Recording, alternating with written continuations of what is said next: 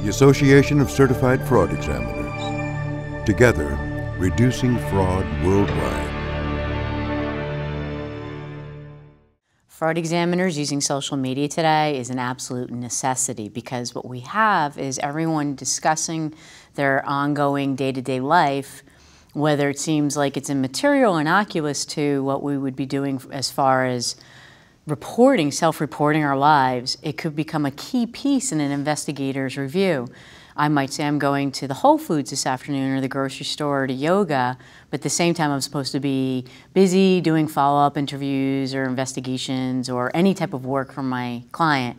Meanwhile, they could say, well, you billed me for that time, and here you are at Whole Foods. What are you, bumping into these people in the grocery lane? So something simple like that, but then we also see real indicators of people committing fraud where they're redeveloping their home. So they're, complaining about contractors or, the big garbage bin they have to keep out in front of their house for a week. And it seems like it's not a big deal when you're posting it because you're just complaining to your stepmother online. But the next thing is the fraud investigator says, well, where'd you get the $20,000 to redo the kitchen? So the audit might start you on your investigation, but the social media is going to fuel the fire the entire time.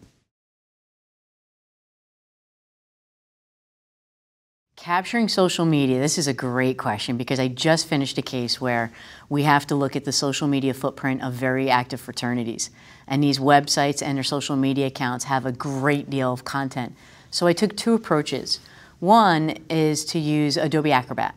I mean, everyone understands Adobe Acrobat. Adobe Acrobat's accepted in court. It's easy to store and transfer pages. So I do have a copy of the Adobe Acrobat Professional version. And I find that to be a really key capture tool for using social media. Plus, everybody has it. Everybody has Adobe. The second tool I like to use is X1 Social Discovery. And this is a fee-based tool. It's a professional resource, but we are professionals.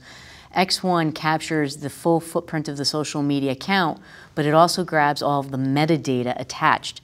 And when you get into court, if you're fighting over the data that's on the website or on the social media site, the data underneath is going to matter, and those hash values, the metadata, the source code, this tool actually captures all that. So it's a much bigger shovel to dig up a small plot, but all that content could become valuable in the end.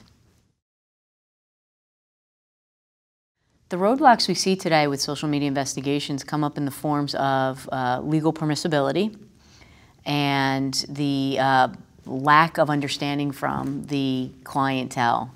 So I'll start with the clients. First, the clients think that you could just go to a website, click a couple mouse buttons, and download all the evidence right there. They don't understand that of the terabytes worth of data that we could be extracting, that data then needs to be analyzed, reviewed, and even the most subtle clue of a statement made 3 to 15 years ago now could have been the lead bit of information that connected our two people or made our case.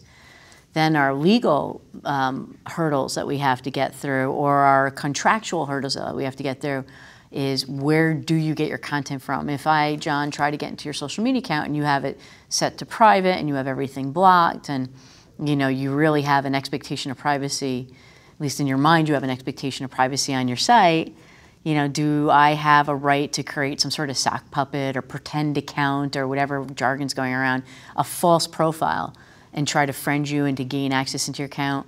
That information tends to not be really valued in court and oftentimes is thrown away because it's seen as being gotten through deceptive means. Not necessarily illegal, but deceptive practices. And any professional fraud investigator is going to learn through all of our methods and training how to do this properly.